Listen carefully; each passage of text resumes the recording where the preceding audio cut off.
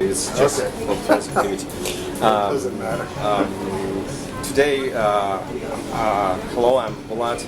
I'm in Hong Kong today, and I have a great pleasure and honor to meet with Roy.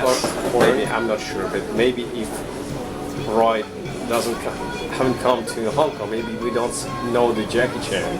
You know, who knows what happened? So yeah, right now he's a professor of Hong Kong Polytechnic University, right? I'm an adjunct professor right now, which Okay. means I still work with the university, but I've set up my own company. Okay. Since then. Go ahead. And instead of just acting, doing martial arts, you do a lot of research and you develop yourself as well, which is, I think, it's a great example of how human the man could, rise. And if you have something to share to the young generation as well, just one of the questions. Well, I know from your interview, but can you share, please, very brief, how did you get into HK, and how did you get those roles of acting? And Basically, doing I had stuff? done a movie in Taiwan called Snuff Bottle Connection. Yep.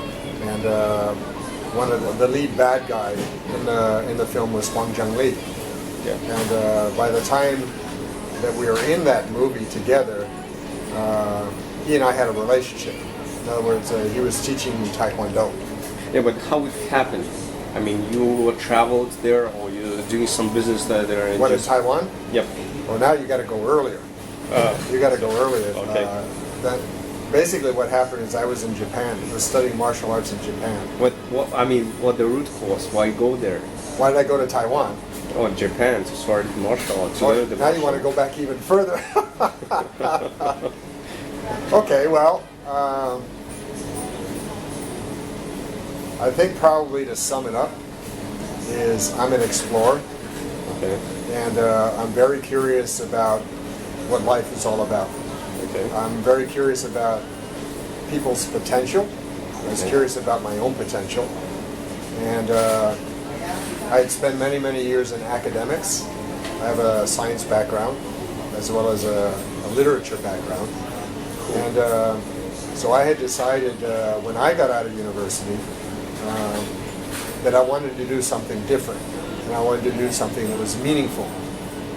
So through an intuition, I decided that I was going to go to the Canadian What I did was I had to get some money, so I worked at the University of Alberta as a scientist in the field of archaeology. I got enough money, bought a canoe, and by this time there was an Israeli guy who wanted to come with me. And we paddled the canoe from Hay River on Great Slave Lake north. We were heading towards the Arctic Ocean.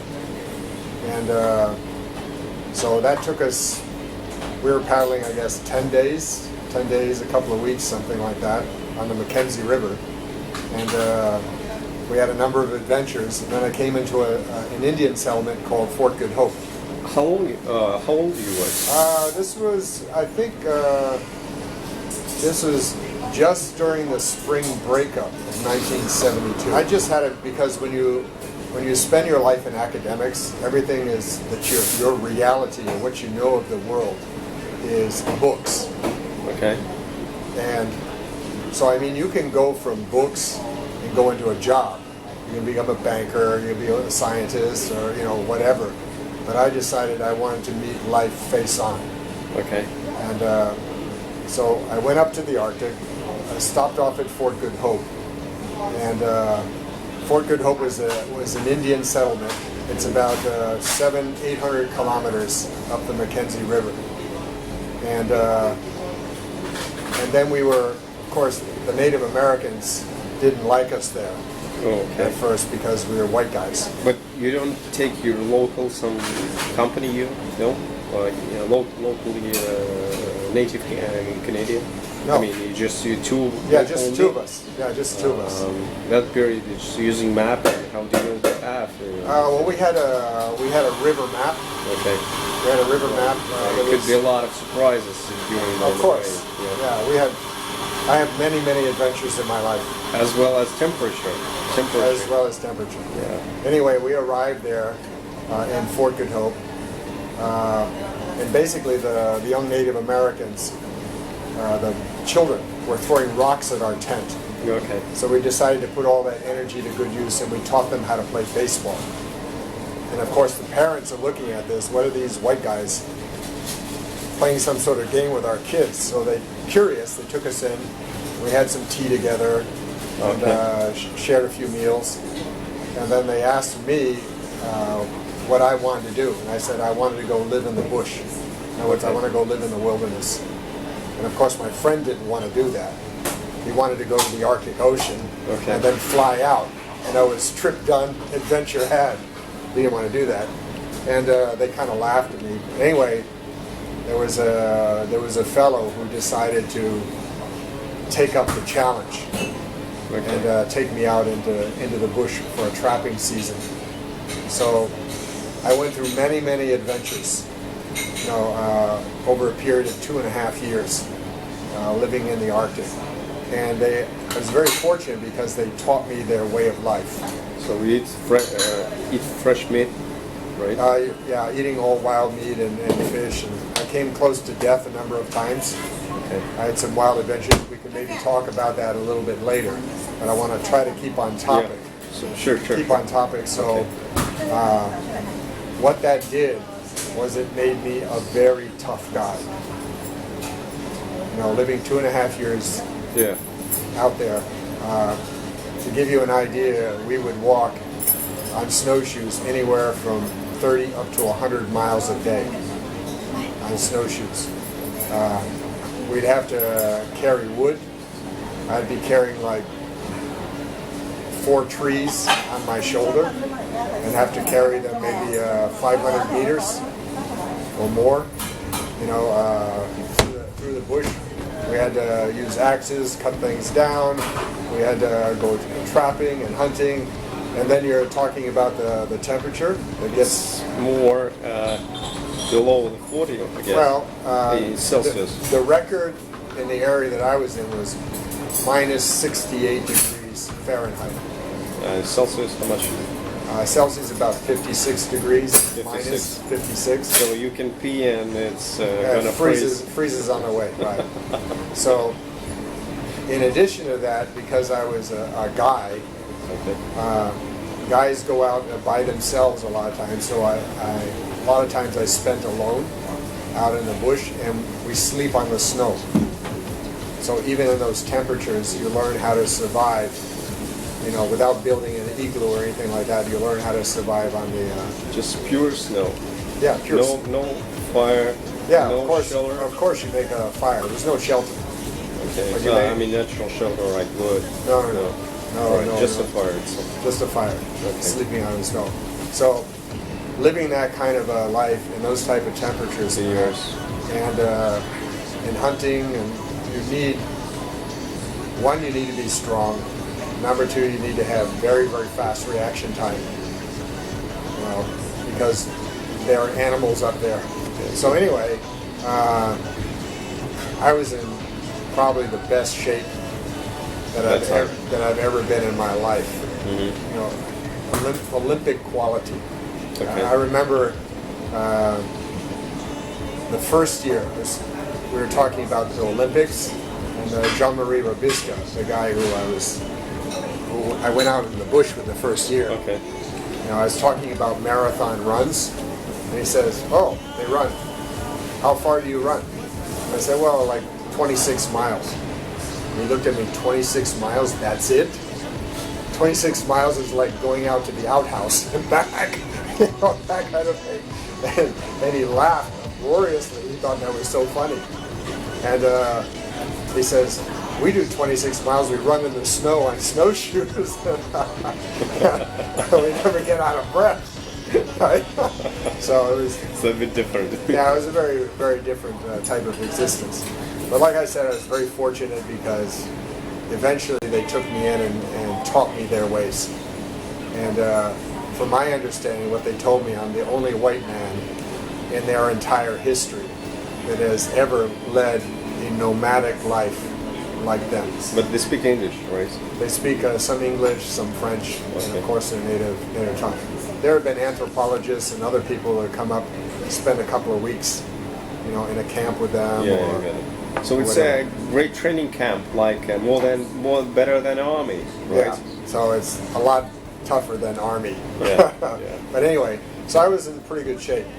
And then when I went to Japan, from there I decided... But how do you decide to go there? To some championship or what? No. Just occasionally, let's go. Well, I went to the Arctic. The reason I went to the Arctic is, a student, you want to know what you're going to do with your life. And I have intuition, sometimes premonitions of the future. So I was sitting in the university library, and there was a big globe on the table. Okay. And I just spun the globe and tried to think, what area of this planet looks interesting to me or feels interesting. And I selected a spot that was white on the map in the Northwest Territories, and it was at a certain bend in the Mackenzie River, and I forgot about that. Many years later, because I didn't have the full map, I could see that Fort Good Hope was right on that bend. So I actually ended up there. So when I came down from the Arctic to Edmonton, Canada, my Israeli friend met me again. And he says, "Oh, what's our next?" Guess he left. When I went out in the bush, he went So south. you was alone. Yeah, I was alone. And he said, "What's the next adventure?" And then I had a premonition. I said, "We're going to Japan." And he says, "Well, what's in Japan?" And I said, "Well, I see an image of you and I riding around in a very, very big Rolls Royce, right, in Japan, and living a pretty good lifestyle." And he's a business type guy, and he goes, "Well, I'm all for that. That's better than the Arctic, right?" So, Money. so this guy had studied Shitoryu, karate, Shitoryu, which is one style of karate. Shitoryu. Okay. Shitoryu. Okay. So, I saw some of the moves that he made, and I was interested in martial arts. And I had seen a Bruce Lee movie before. Oh, okay. So I thought, maybe let's go to Japan and we'll learn some martial arts. So we arrived in Tokyo, and at that time nobody spoke any English. The same time. This time the same. So this is around around 70, yes, somewhere in 74. And so anyway, we went to Gogen Yamaguchi's studio and looked at Gojuryu, which is another Japanese style. And anyway, I didn't want to stay in. I didn't feel that Tokyo was a place for us. And I said, somebody mentioned the word Kyoto, so I said, all right, I'm going to go to Kyoto. So I went to Kyoto. We signed up with the Seibukan Academy. But they easily opened it for Western. It was commercial. Well, I think they saw an opportunity. The head of the Seibukan Academy saw an opportunity to have a couple of Westerners there. Like there were a lot of people studying there. So Seibukan Academy, I got up to brown belt, but I wasn't too interested in it because I basically took on everyone, even my teachers. And so then we went and started studying. No, my friend stopped. He stopped the martial arts because he started getting involved in business in Japan. But I carried on with Shorenji Kempo. Shorenji Kempo is a Zen Buddhist style. Shorenji Kempo means Japanese Shaolin Trenpa or Shaolin. Okay. Some Zen monks. It's a Zen. It's a religion in Japan, but they teach martial arts. So it's based on the Shaolin Temple in China. A guy by the name of Doshin So gone and studied in China. So anyway, I like Shorenji Kempo because it had the Zen part of it, it had the philosophical part, and it wasn't get in there and murder people. It was more a self-defense style that combined Kempo with Aikido movements and a number of things. So it wasn't a real killer type of thing. but I enjoyed it. I enjoyed the ambience. I enjoyed learning in a temple and all that sort of thing. So that was fun. But when I went for my black belt, the black belt, basically you have to take a written test and then you have to fight. So you have to fight with first degree black belts until you get defeated, and you keep on fighting. How many of them? How many people? There were, I think, 6 of us going for black belt at the time, 5 or 6. And so most of them stopped at around second degree black belt. Most of them, were defeated at first degree black belt level.